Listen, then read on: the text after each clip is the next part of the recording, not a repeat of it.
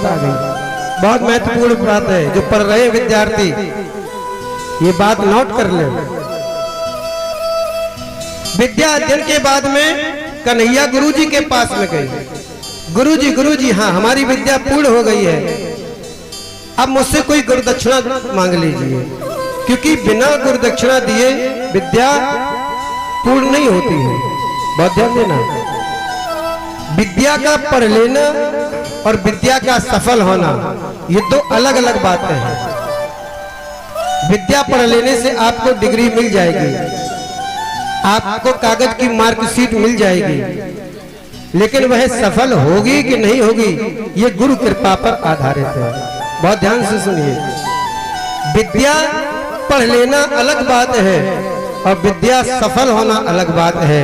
विद्या आप पढ़ सकते हैं, आपको मार्कशीट मिल जाएगी, आपको डिग्री मिल जाएगी, लेकिन विद्या आपकी सफल तभी होगी जब गुरु जी का आशीर्वाद आपको प्राप्त होगा।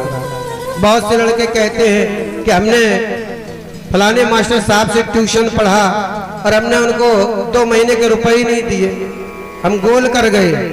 बोलते हैं ये ध्यान रखना, अगर किसी शिक्षक से आपने एक दिन भी शिक्षा ग्रहण की है तो उसे गुरुदक्षिणा अवश्य देना, अन्यथा जीवन में आप चाहे कितने पढ़ लिख जाएं आपकी शिक्षा सफल होने वाली नहीं है, क्योंकि सफलता गुरु की कृपा से आती है, पढ़ लेने से नहीं आती है।